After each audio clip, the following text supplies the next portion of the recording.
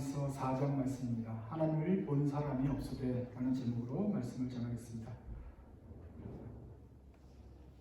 하나님께서 가족의 구원을 위한 기도 기뻐하실까요? 네.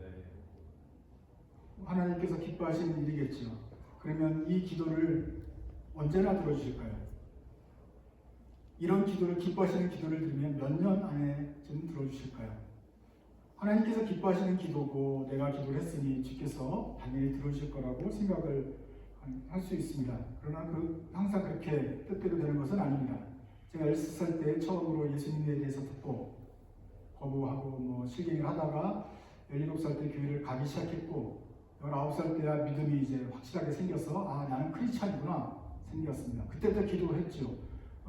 예루살렘과 유대와 사마리아와 땅끝까지 가는 그 원칙이 있으니까 나도 우리 가족부터 구원을 위해서 기도하고 또 친구들, 우리 나라와 기도를 해야 정상이라고 생각을 하는데, 그러면서 이제 우리 가족들을 위해서 기도하는데, 저희 가족들은 또 대대로 예수를 믿지 않는 집안이었지 않습니까? 제가 처음 믿었기 때문에 어머니, 아버님 아무리 얘기해도 소용이 별로 없고, 내 동생, 남동생하고 여동생하고 있는데 남동생은 저랑 얼굴 볼 기회가 별로 없고 나가보느라고.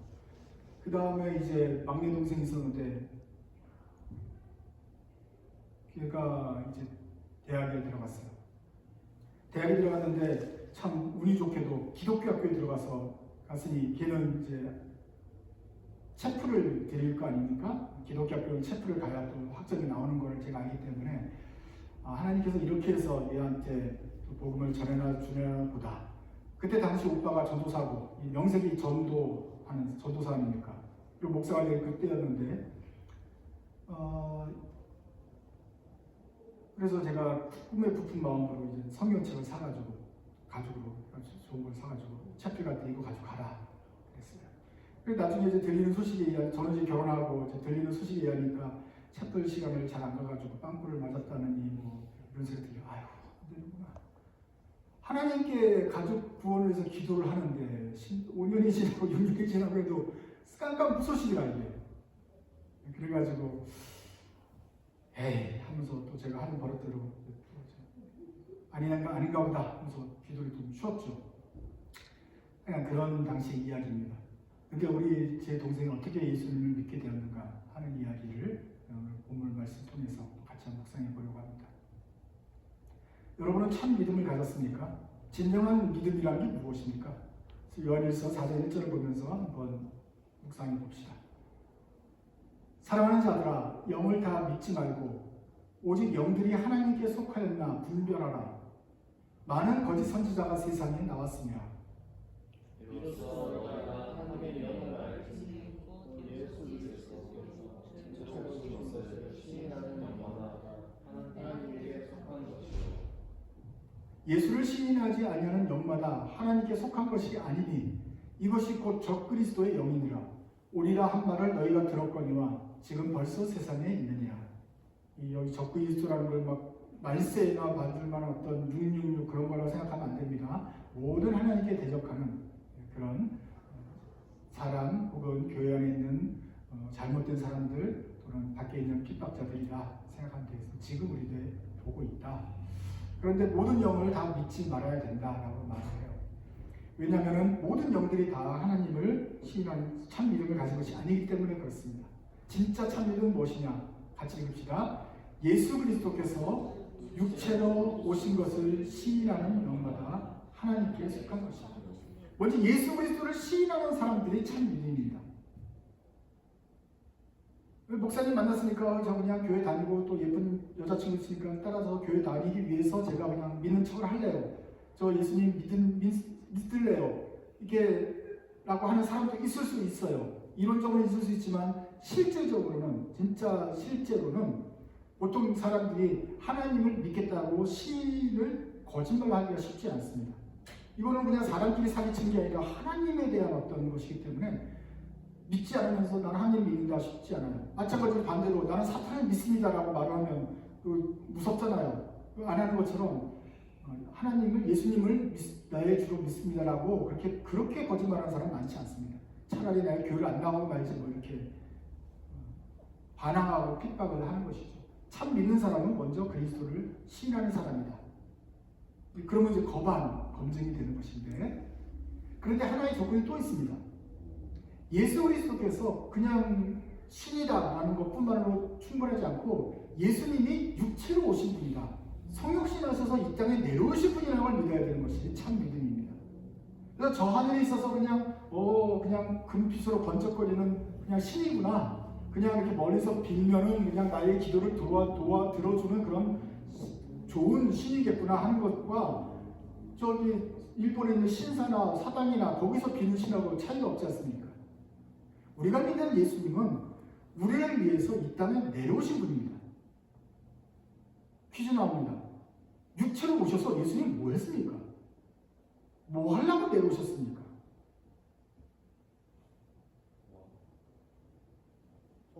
그냥 여기는 소풍 나온 게 아니잖아요. 소풍 나온 게 아니잖아. 육체를 입고 우리 죄를 구원하기 위해서 그 힘든 여정을 겪고 고난을 받고 30년 동안 하고 나중에 십자가에 지기까지 고통을 받고 죽음까지 내려가신 여보 육체로 내려오신 거예요. 그것을 우리가 구하는 거예요. 예수님께서 나의 죄를 구원하시기 위해서, 나를 이 지긋지긋한 사망과 죄의 권세에서 벗어나기 위해서 나를 구원하고 오셨다. 그리고 그분이 나의 주인이다라는 말은 그분이 나를 구원하셨다 라는 것을 시인하는 사람이에요. 그러니까 모든 영들이 다 그냥 종교며 평안이며 그런 것들이 참 믿음이 아니라, 나는 하나님 아버지 성령 예수님 믿는데 그 신이 나를 위하여 이 땅에 내려오셨고 나를 손 붙잡고 건져 가셨다 라는 것을 시인하는 것이 참 믿음입니다.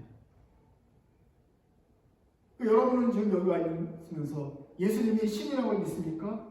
그것만은 충분하지 않습니다. 예수님이 나를 위해서, 여러분 각자를 위해서 2000년 전에 이 땅에 오셨으며 여러분을 위해서 십자가를 지셨으며 그 모든 죄를 용서해 주셨음을 믿는가? 전적으로 믿고 의지하는가? 예수님께서 나를 완전히 구원하셨다면 내 죽었다 살아난 이 몸을 어떻게 하겠어요? 이 몸을 주님께 드리는 게 당연하지 않겠어요? 물에 빠져 죽은 인생인데 죽었어. 근데 그걸 건졌으면 생명의 은인이니 뭐라도 보답을 하는 게 마땅하지 않겠어요? 우리가 그래서 자발적으로 주님 뭐 어떻게 좀 할 게 없습니까? 근데 은혜가 너무 크니까 내 인생을 다 바쳐도 될까 말까잖아요. 그래서 우리는 예수님을 주님이라고 부릅니다. 나의 인생의 주인, 나의 삶의 주인, 내 생명의 주인. 그럼 나는 뭐예요? 노예. 속상합니까? 죽었다 살았는데 뭐가 속상해요? 죄가 용서받았는데 뭐가 속상해요? 사탄의 죄에 있다가 예수님의 죄가 종이 된 게, 사탄의 종보다 예수님 종 된 게 너무 기쁘잖아요. 그러니까 나 주님 종 될래요? 주님 시키시는 대로 할래요? 가 우리의 자발적으로 나오는 것입니다. 그래서 우리는 주님을 주님이라고 부르고 전적으로 의지합니다. 여기가 사실 좀 큰 장애물이 있었는데, 그래서 예수님을 조금 의지할 수 있는 마음을 생겼을 수 있어요. 근데 주님은 한 발은 세상에 한 발은 주님께 이렇게 딛는 것을 원하지 않아요. 내가 나를 주님이라고 믿는다면, 내가 너를 완전히 구원한 걸 제대로 믿는다면 나한테 너의 몸을 전적으로 맡겨라. 그래, 이게 쉽지 않아요. 참 믿음이라는 것은 예수님께서 육체로 오셔서 나의 죄를 모두 용서하셨기 때문에, 그러므로 나의 모든 몸을 전적으로 주님께 맡기는 것이 마땅하다고 따르는 사람들인 것입니다. 그런 사람들이 하나님께 속한 사람이에요. 더 이상 반반 속한 게 아니라 하나님께만 속한 사람, 이것이 참 믿음이다. 여러분은 그분을 전적으로 의지하고 있는가? 자녀들아, 너희는 하나님께 속하였고 또 그들을 이기었나니 이는 너희 안에 계시니가 세상에 있는 자보다 크시니라. 세상에 속한 말을 하네. 세상이 그들의 말을 듣느니라.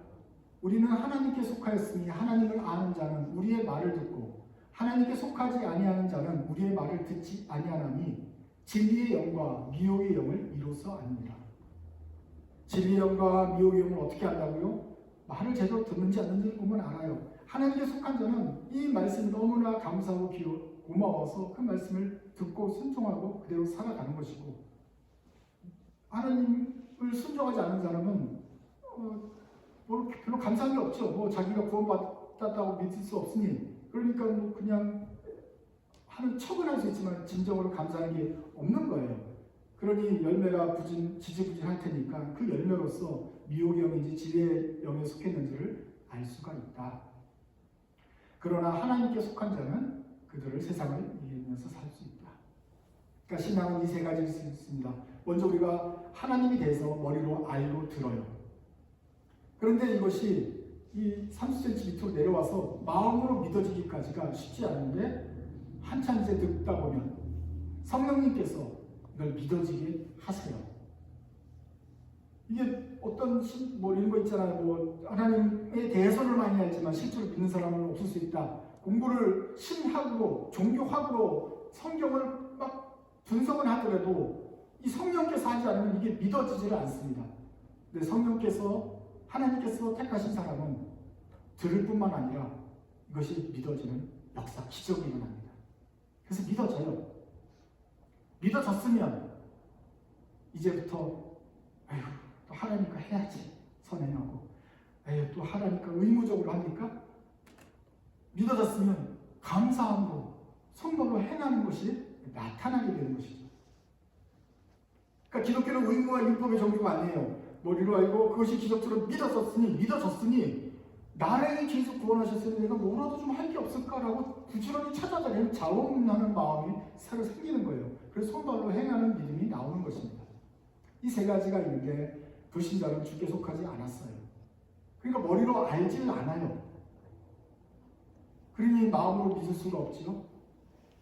나오질 않아요. 그래서 그 사람들은 착한 일을 해도 하나님을 믿는 믿음으로 하는 것이 아닌 것이 되겠죠. 신자는 알고 믿고 행하는 사람입니다.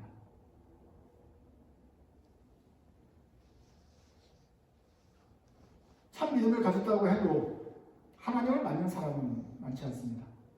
그 사람은 어떻게 하나님을 볼 수 있습니까? 사람은 어떻게 하나님의 사람을 만져볼 수 있습니까? 하나님도 보이지 않는 분이고 사랑도 추상적인 개념인데 어떻게 이걸 만져볼 수가 있겠습니까?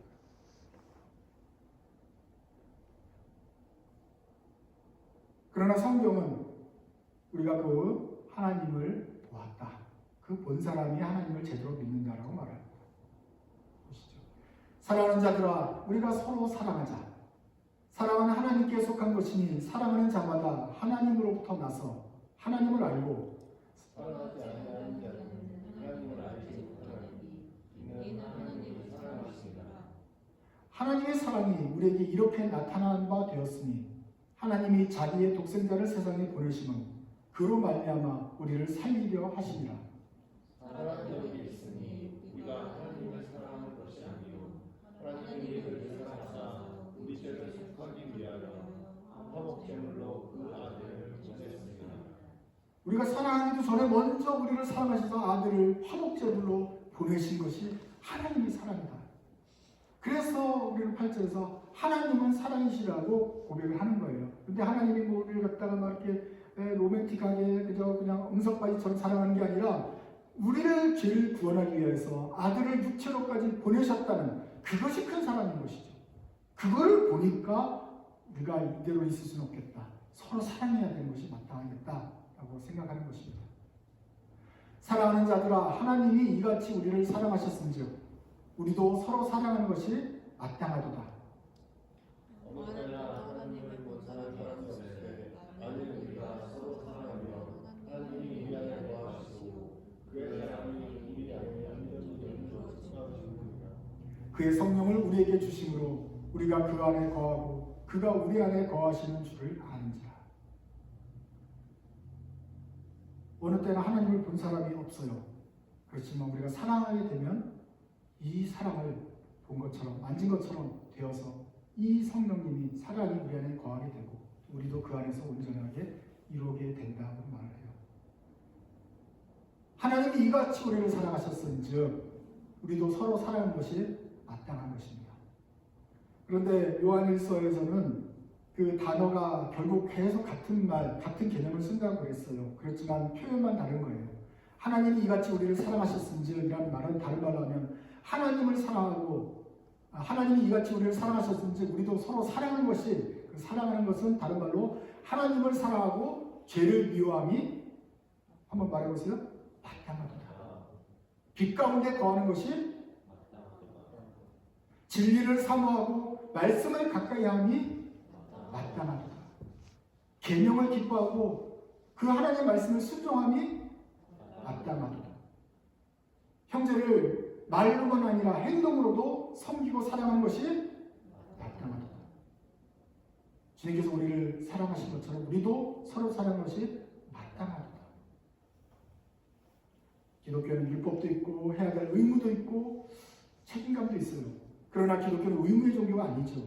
의무를 먼저 말하지 않았어요. 하나님 우리를 구원하셨어요. 그 사랑을 주셨고 그 사랑에 반응해서 우리는 어떻게 좀 할 수 있을까?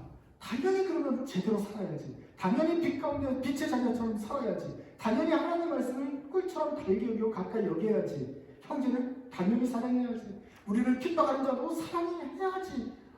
주님도 우리를 불신자를 원수를 사랑했으면 우리도 원수를 사랑하는 것이 마땅하지 하는 마음이 자원하는 마음이 생기는 것이 참입니다. 근데 그것이 생기지 않고 어떻게 또 하라니까 해야지. 마땅하지 않다고 여러분 생각해 보셔야 됩니다. 아직 내가 덜 믿으니까 참 믿음을 잘 모르는 건가? 아니면 알았었는데 까먹었나 지금? 왜 이것이 율법이 되고 짐이 되지? 내 안에 기쁨이 없는 것은 그 나를 구원하신 그 감격이 다 좀 사라져서 이제 의무가 된 것이 아닌가? 다시 우리도 서로 사랑하신 마땅하도다, 하나님을 사랑하신 마땅하도다 하는 마땅한 신앙으로 돌아가야 될 것입니다. 또 요한은 하나님에서 말하는데 하나님을 본 사람이 없다고 말을 해요. 어느 때고 하나님을 본 사람이 없다고 그래요. 그런데 만약 사랑하면 우리가 하나님의 사랑이 우리 안에 거하신다 그래요. 그걸 알게 되는 거죠. 보이지 않는 하나님을 어떻게 느끼고 어떻게 만질 수 있어요? 우리가 서로 사랑하면 그것을 알게 되고 느끼게 되고 이것이 우리 안에 있구나 그것을 보게 돼요. 요한이 4장에서는 어느 때나 하나님을 본 사람이 없다고 말을 했습니다. 맞죠? 12절에. 그런데 다시 1장으로 넘어가면 다른 말을 했어요. 기억나십니까? 요한일서 1장, 저랑 1장 1절부터 2절까지 저랑 한번 읽어봅시다. 태초부터 있는 생명의 말씀에 관하여는 우리가 들은 바요, 눈으로 본 바요, 자세히 보고 우리의 손으로 만진 바라. 이 생명이 나타난 바 된지라. 이 영원한 생명을 우리가 보았고 증언하여 너희에게 전하노니 이는 아버지와 함께 계시다가 우리에게 나타내신 바 된 이십니다. 자기가 그랬잖아요. 지금 뭐 했다 그래요? 들었고 눈으로 보았다 그래요. 그러면 자세히 보았고 우리의 손으로 만지기까지 했다 그래요. 언제 만졌어요? 제자들이 만졌죠. 얘 손가락에 못 잡고 넘기도 하고 손잡고 가기도 하고 빵도 같이 먹기도 하고 했단 말이에요. 예수님이 육체를 입고 이 땅에 내려오셨으니까. 그래서 제자들은 직접 그 영광스럽게 하나님을 뵙고, 물론 그 안에도 우여곡절이 있고 의심도 했지만 어쩌거나 믿을 수 있었어요. 그리고 이제 자기네들이 본 것을 우리한테 전해줘요. 그러면서 너희들 못 봤지? 아무 때나 하나님을 본 사람이 없을 때 4장 12절.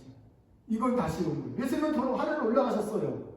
근데 올라가신 다음에 뭐 사도 바울은 이제 하늘에 계신 예수님을 보았지만 그 외의 사람들은 하나님을 눈으로 보기가 쉽지 않아요. 그 자기네들은 만져서 믿었다고 치면, 만지고 뭐 보고서 믿었으면 우리는 안 봤는데 어떻게 믿습니까? 여러분은 어떻게 믿게 되었어요? 뭘 보고 믿은 겁니까?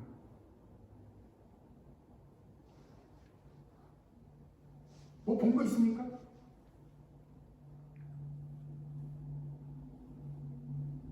우리 동생이 하나님을 보았어요. 제가 그때 실망을 했다 그러지 않았어요? 이거 뭐 한참 가족에서 한참 뜨겁게 기도하고 그랬는데 성경책까지 줬는데 대학교 1학년, 2학년, 3학년 가도 별 소식이 없어요. 책을 빵 끊었다는 소리만 들리고 아닌 게며 하면서 이렇게 있었는데 4학년 때인가 졸업할 때니까 오빠 교회는 몇 시에 예배드리냐고. 또 이거 무슨 학교 숙제가 있나 교회 갔다 오면 11시 알든지 뭐 교회 집 앞에 있으니 어딘지 알고 그 다음부터 교회 나오는 거예요. 교회 나오는데 꾸준히 나와요. 믿음을 가지려고 노력을 하고 성경 말씀을 읽어요. 왜 그러냐, 이제 왜 이런 증상이 나타나느냐, 뜬금없이 전도사의 목사한테 나한테 와가지고 가르쳐준 내가 가족 할인으로 특별히 이렇게 가르쳐주고 했을 텐데 오빠한테 물어보지도 않고 어느 순간에 갑자기 열이 나고 불이 붙어가지고 교회를 나오기 시작하는 거예요. 그래서 뭐 때문에 지금 네가 이렇게 나오게 됐느냐? 그동안 이제 오빠 그 전도사인데 거기 나왔으면 오빠 어깨도 으쓱하고 그럴 텐데 그동안 내도 안 나오다가 왜 이제 뒤늦게 나오게 됐느냐? 이제 대학교 4학년 때쯤 돼서 교생 실습을 나갔는데 지금 선생님 하고 있습니다만 선생님을 교생 실습을 나갔는데 그 멘토인 선생님이 좋은 분을 만난 거예요. 그 선생님이 천사라는 거야. 기독교인인데 하나님의 신정을 가지고 예수님의 사랑으로 애들을 한 명 한 명이면서 부르면서 이름을 위해서 기도하고 그들을 뭐 천주도 안 받고 애들을 그렇게 사랑합니다 그러는 거예요. 보통 애들을 사랑하는 것이 보입니까 안 보입니까? 보통은 안 보여요. 근데 그 선생님은 저 천사처럼 애들을 그렇게 사랑했나 봐. 근데 옆에 있는 한 달 동안 교생 실습을 하면서 그 선생님을 보면서 애들을 이렇게까지 사랑하는 거구나 라는 걸 그때 보았어요. 보았는데 그분이 절에 다니는 게 아니라 마치 교회 다니는 분이야. 정말 하나님의 사랑으로 이렇게 사랑하는 것이 이런 거구나 라는 것을 동생이 그 교생 실습 동안에 보면서 자기가 결심을 한 거예요. 하나님 믿어야겠구나. 그래서 오빠한테 와서 이제 그때부터 지금도 이제 신앙생활 잘 하고 있습니다만은 이제 기분이 착잡한 거죠. 나는 그럼 지난 10년 동안 참 집에서 뭘 보여줬길래 나를 통해서 예수를 믿지 않고 이 동생이 딴 데 가서 어디 가서 은혜를 받아가지고 하나님을 믿게 되는가. 얘는 그때 하나님을 본 거예요. 오빠를 통해서는 그냥 봤지만 거기 가서 그 선생님을 통해서 하나님을 본 거예요. 하나님의 사랑이 어떻게 나타나는지를 보고 나니까 우리 하나님 좋은 분이네 라고 한번 알아봐야겠네, 한번 믿어볼 만한 가치가 있네 라고 온 것이죠. 그것이 장장 10년 만에 나타난 결과입니다.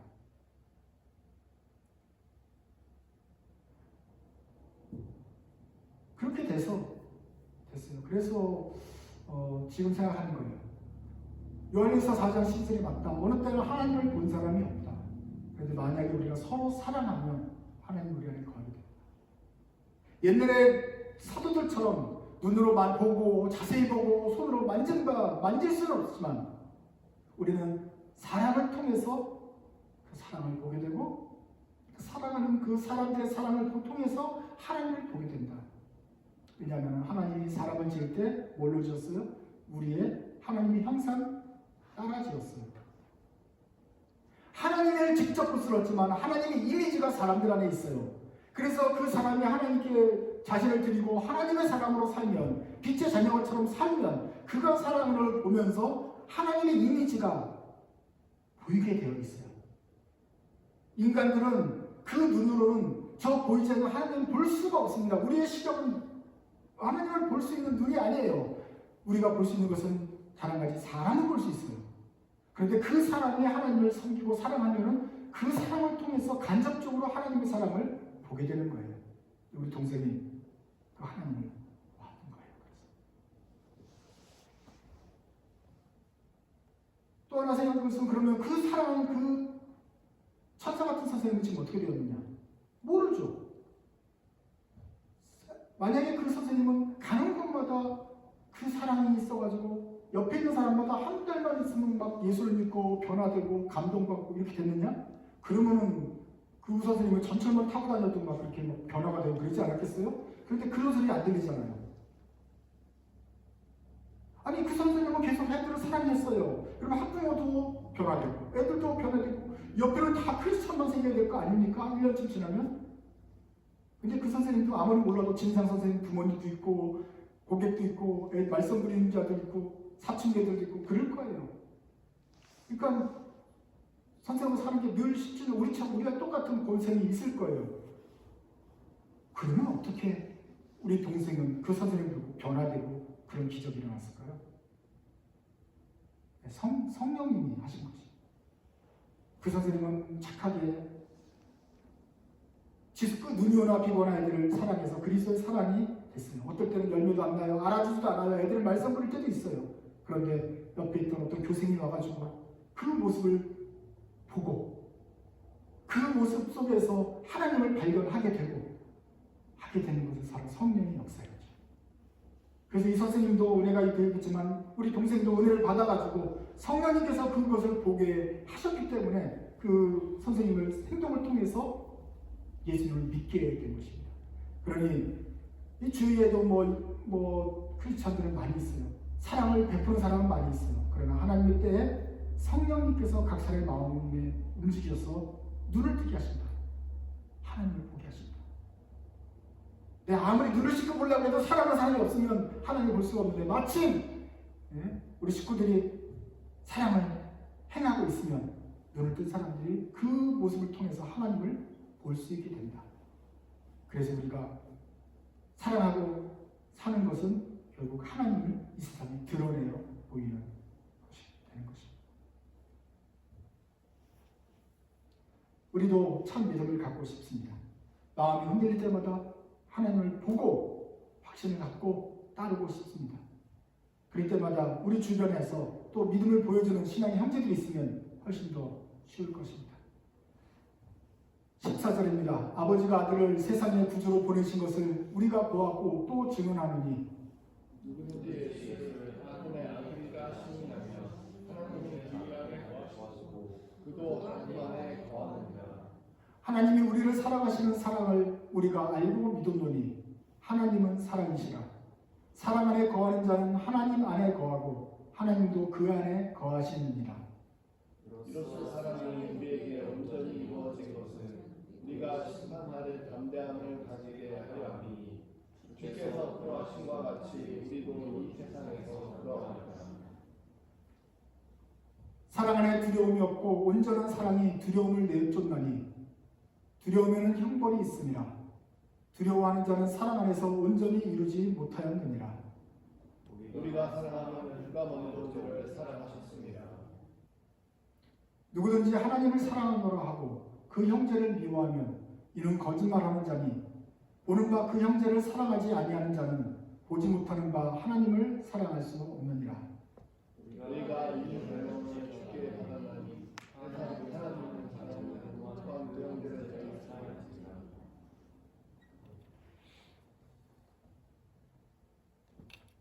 14절에 보면 우리가 예수님을 본 사람들은 15절대로 예수를 하나님의 아들이라 시인하면 하나님의 그 안에 거하시고 그도 하나님 안에 거한다 그랬습니다. 어떻게 예수님을 믿을까요? 이제 사람들의 선행을 통해서 하나님 믿을 만한 분이네 하고 사랑을 보았으면 이제 입으로 예수님을 나의 구주로 시인하게 됩니다. 주님은 나의 주님이십니다. 아직 다는 몰라도 사랑이신 것 같아요. 더 알게 해주세요. 주님 내 죄를 용서해 주세요. 용서해 주셨다고 하니까 정말 확실하게 다 믿을 수는 없어도 그랬으면 좋겠습니다. 제 삶을 내어드립니다. 주님 좀 어떻게 해주세요. 주님 한번 따라 볼래요. 이 고백이 있으면 하나님의 사랑이 그 안에 거하시고 그도 하나님 안에 거하게 되면서 머리도 점점 말라가게 되고 마음도 점점 굳어지게 되고 행동에서 많은 열매들이 나오게 되는 것입니다. 우리가 내가 진짜 믿음이 있는지 없는지 어떻게 한다고요? 손을 보시면 돼요. 그래서 이것이 이런 작용이 거쳐가지고 논리구조가 끝난 다음에 결과적으로 내 손으로 착한 일을 하게 되는지 나쁜 일을 하게 되는지 자꾸 그러면 죄져야지 이런 마음이 드는지 아니면 솔직하게 진짜 한번 내 죄를 다 용서해 주셨으면 나도 정말 주님에서 한번 살아봐야지 한 이런 자원하는 심정이 드는지 그걸 보면 알 수가 있다. 그래 여러분 손과 발에서는 어떤 열매가 나옵니까? 내가 아는 어느 집에 보면 가을에 배가 그렇게 많이 열립니다. 아주 그냥 억수로 많이 열려요. 먹어보면 배가 또 맛있어요. 우리 집에 있는 사유는 그냥 개살인데 맛이 없는데 이 집은 맛있어요. 근데 맛있다는 뜻은 뭐예요? 그 나무 세 그루가 좋은 나무인 거예요. 지금 나무는 볼품 하나도 없어요. 이파리 다 떨어지고 이게 좋은 거지. 나쁜 건지 썩어가는지 몰라요. 그냥 나무예요.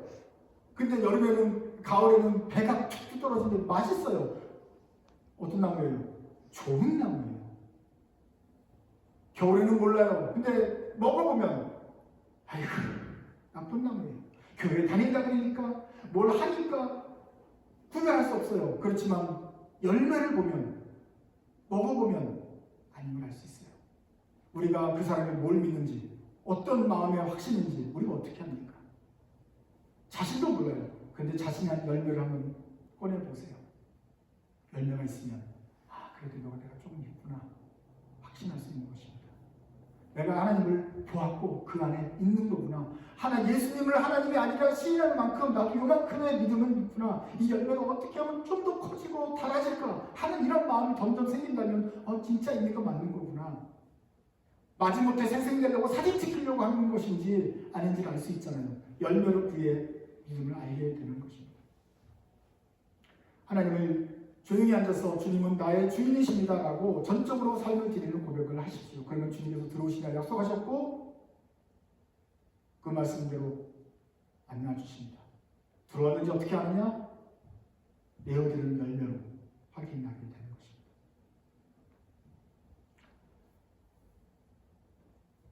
마지막으로 18절은 멋있는 말이에요. 사랑 안에 두려움이 없고. 이 말은 연애 편지 쓸 때 이렇게 쓰는 말이에요. 뭐라고 멋있는 말 쓰고 싶은데 성경에 보면 사랑이란 언제나 오래 참고 맨날 쓰는 거잖아요. 좀 특이한 걸 쓰고 싶으면 사랑 안에 두려움이 없고 여기까지만 써야 돼요. 뒤에를 보면 온전한 사랑이 두려움을 내쫓는 두려움이 형벌이 있으며 이건 재수가 없어져요. 두려워하는 사람 온전히 이루지 못하였느냐 이루려고 지금 하는 건데 지금 형벌이 있고 그래서 앞에만 써요. 사랑 안에 두려움 없습니다 자녀님 이러면서 작업을 걸어야 되는데 다시 말하지만 이 4장 18절은 연애편지 쓸 때 쓰기에 좋은 구절은 아닙니다. 사랑은 뭔지 알죠? 하나님의 사랑이고 그 안에 있는 거. 두려움은 뭡니까? 도대체 자매님 사랑 안에 두려움이 없습니다. 이게 무슨 말이에요? 오빠 믿지? 이게 아니란 말이에요. 그게 아니고 두려움이 없지. 사랑 안에 두려움이 없다. 이거 멋있는 말 같은데 멋있는 말이 뭘 두려워하느냐? 이걸 좀 얘기를 하려고 해요. 앞이랑 같이 읽어야 되죠? 도대체 무슨 두려움을 말하고 있어요? 17절에? 이로써 사랑이 우리에게 온전히 이루어진 것은 심판날에 두렵지 않고 담대함을 가지라 하니 주께서 그러하신 것 같이 우리도 이 세상에서 그러하니라. 사랑 안에는 담대함이 있지 두려움이 없고 온전한 사랑이 그 심판날에 대한 두려움을 내어줍니다. 왜냐하면 하나님 앞에서 마지막 날 심판날에 두렵다? 그 사람은 지옥 가는 형벌이 있는 사람이지. 그러나 하나님 앞에서는 두렵지 않으니까 사랑이 온전히 이룬 사람은 나는 하나님 만나서 기뻐요. 드디어 오셨군요. 최후의 심판 때 우리는 선악간에 심판하실 때 내가 비록 부족하지만 예수님의 피로 천국 가고 구원받을 줄 알기 때문에 나는 덜 두려워요. 그러나 불신자는 두려워요. 사랑 안에 두려움이 없다. 그 사랑은 사랑이 아니잖아요. 빛 가운데 있는 사람은 두려움이 없다. 이 말이죠. 말씀을 사모하고 열매를 내는 참 좋은 나무는 두려움이 단 심판날에 두렵지 않다는 말이죠. 그래서 사랑 안에 두려움이 없다는 말은 진정으로 믿음이 있으면 심판날에 두려워할 것이 없다. 이런 말입니다. 형제를 사랑하도록 힘을 내야 될까요? 아니면 서둘러 사랑하게 되는 것일까요? 보통은 뒤에 게 답이라고 합니다. 20절부터 다시 한번 읽어봅시다. 시작. 누구든지 하나님을 사랑하노라 하고 그 형제를 미워하면 이는 거짓말하는 자니 오는 바 그 형제를 사랑하지 아니하는 자는 오지 못하는 바 하나님을 사랑할 수 없느니라. 우리가 이 계명을 주께 받았나니 하나님을 사랑하는 자는 또한 그 형제를 사랑할지니라. 그래서 밑줄을 그어요. 왜냐하면 찐이라 이렇게 딱딱 끝나니까 없느니라. 그리고 보이는 바 형제를 사랑하지 아니하는 자는 보지 못하는 바 하나님을 사랑할 수 없는 자. 또 이것도 있어 보이는 말이잖아요. 밑줄을 쫙쫙 커요. 그러고 나서는 부담감이 팍 옵니다. 아이씨, 말이 무슨 말인지 알죠? 보이지 않는 하나님을 사랑하지 않으면서 다시 보이는 형제를 사랑하지 않으면서 보지 않는 하나님을 사랑한다고 말할 수 없는 것이죠. 그 말은 무슨 말이에요? 형제를 사랑하는 거잖아. 밑줄까지 걷잖아요. 뭐예요? 사랑해야 돼. 사랑해야지. 의무감을 갖고 사랑해야지. 이렇게 되는 거예요. 사랑하려고 막 힘을 내야지. 사랑이라는 이 율법을 또 지켜야지 하게 되는 게 크리스찬이에요? 아니면 사랑을 하게 되는 거예요? 지금 하나님이 그러니까 너희들 다 사랑해. 이제 또 사랑, 오늘 내가 3가지 사랑을 하지 않으면 밥도 먹지 마. 이게 내가 크리스찬이야. 라고 율법을 주시려고 하는 거예요? 아니면 사랑하는 사람은 그렇게 사랑하게 된다는 말이에요?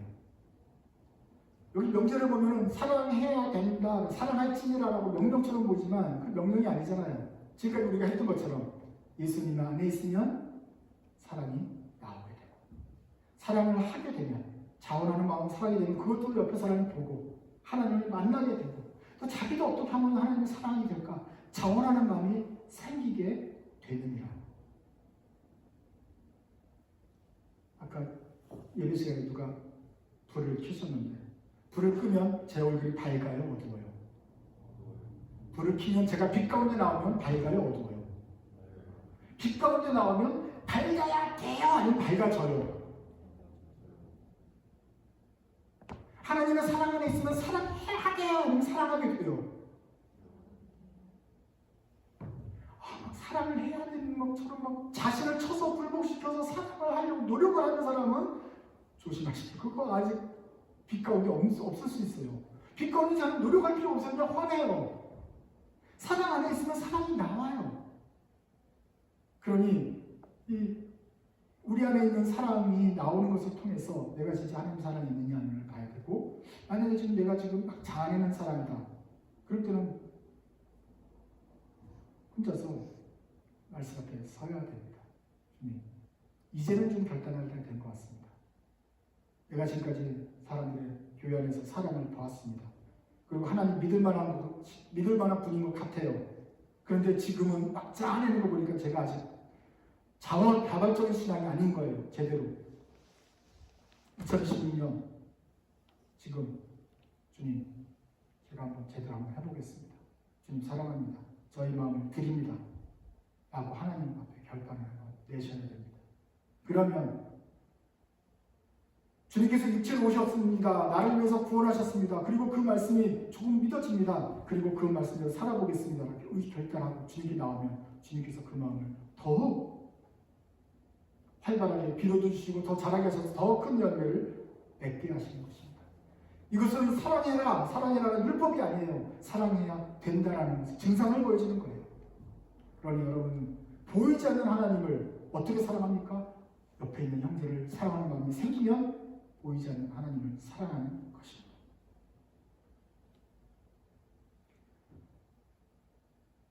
우리가 무슨 영안이 열려가지고 하나님을 보았습니까?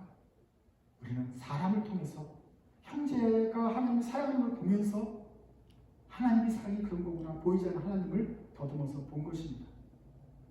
어쨌거나 형제의 모습을 통해서 우리가 하나님의 복을 살았다면, 그러면 우리는 앞으로 어떻게 살아야 될까요?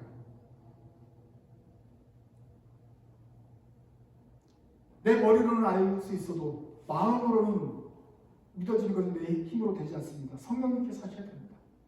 믿음으로 보였는지 안 보였는지는 밖에서는 알 수가 없어요. 그러나 내 손과 발로 행하는 것만 내게도 보이고 사람들에게도 보입니다. 내 삶이, 그것만이 세상 사람들에게 보여지는 하나님이 볼 수 있는 창문입니다. 그러니 하나님을 만나신 분들은 세상 사람들이 어떻게 복음을 전할까요? 하나님이 정하실 때 나의 드러나는 행동이 사람들에게 보여져서 그것이 하나님을 믿게 되는 통로가 되기를 기도하면서 선한 삶을 살아가면 됩니다. 그러면 어느 때 하나님이 기뻐하시는 순간에 성령님께서 사람들의 마음을 움직이셔서 우리 창문을 통해서 우리의 삶의 창문을 통해서 하나님을 보게 될 것입니다.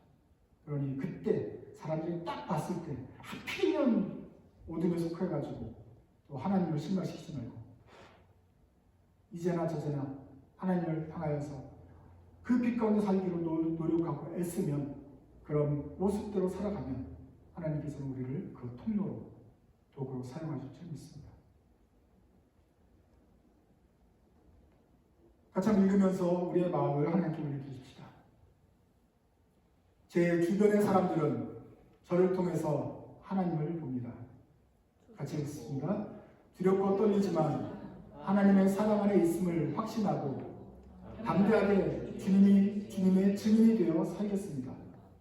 저의 손과 발로 사랑으로 섬기는 중에 성령님이 함께 하셔서 주님께서 원하시는 열매를 맺게 하여 주옵소서.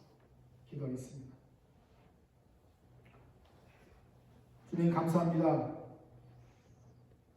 참으로 죽어 마땅한 저희를 주님께서 먼저 사랑하셨고 그 몸을 내어주셔서 저희의 과거와 현재와 미래의 모든 죄를 멸하시고 주님의 자녀로 삼으신 것을 감사합니다.